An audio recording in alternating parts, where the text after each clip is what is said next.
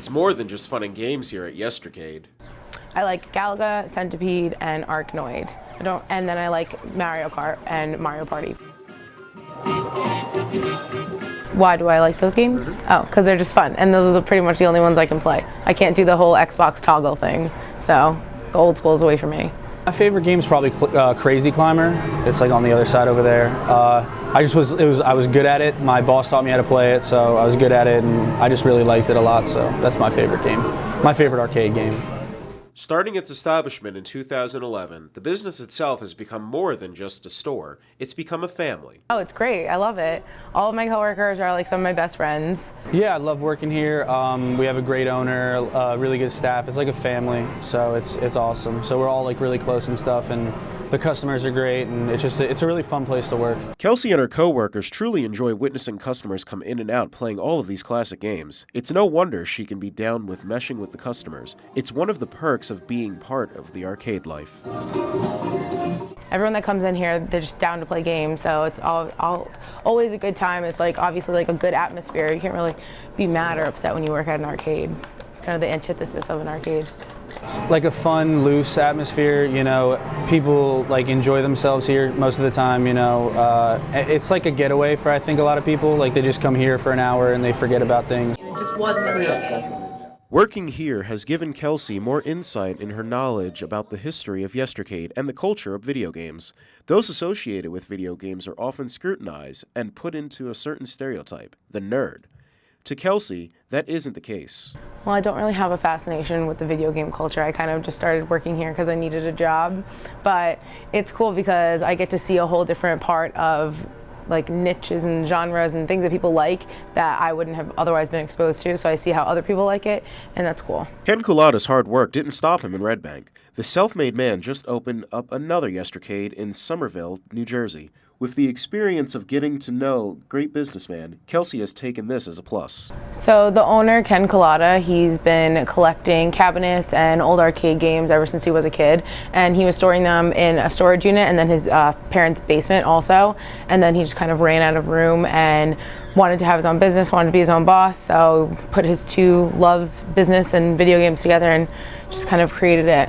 He's just a really great person. He saw that he liked something, he wanted to make his own business, he wanted to share something that he enjoyed with other people, so he did what he could and he tried his hardest. He started this from the ground up, did it all on his own, and he's a young guy. He just turned 33, so he's a self-made guy at a young age. He knew what he wanted and he worked hard to get it. I don't know the exact cost of all of the arcade games combined, but to purchase them, it's like roughly like $2,000 per cabinet. And then all of the consoles vary in price, and then we have someone that comes in and fixes the game. It's not a company or anything, it's just someone that knows the owner and he does it as a favor to him, and he comes and he fixes their machines when the people that work here can't fix them. Yes, you heard that. $2,000 goes into a single arcade cabinet. That cost, including the cabinet itself, the control scheme, the monitor, the personal computer, the monitor cover, the sound system, the power strip, the coin door, and last, the game emulator. So there really isn't an exact age range. It's sporadic. You have kids as young as 3 and then adults as old as 90 that come in here. I mean, during the day, there's usually kids, and at night, it's usually adults, but there's really no set range of people that come here. It's kind of appeals to everyone.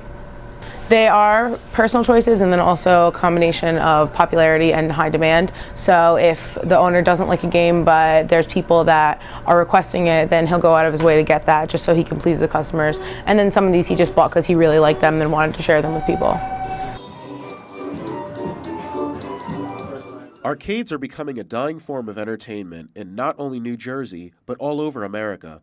Ken Culada brings back the virtual reality for which his dream can come along with games and capture the minds of young age. As for Kelsey, she lives here in the video game life through organic sticks and stones before the 16-bit became obsolete. That is the arcade life.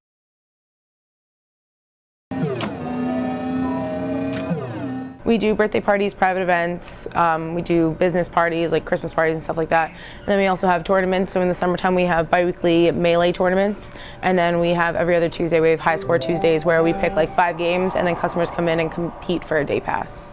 Usually it's busier in the summertime when we do the Melee tournaments. The High Score Tuesdays we just started, so little by little it's getting more people. But that one we just started, and in the summertime there's more people here because kids aren't at college, so it's easier to draw a crowd. Although working there, Kelsey has had yet some unfortunate encounters with the wild customers. We've had drunk people taking off their shoes, people peeing on the bathroom and leaving it there. We've had people try to sneak in alcohol, and then they get caught, and then they get mad. I found liquor bottles on top of the closet in the bathroom that people have tried to hide. Kids that have stolen stuff, and we backtrack on the cameras, and then they wonder how they get caught.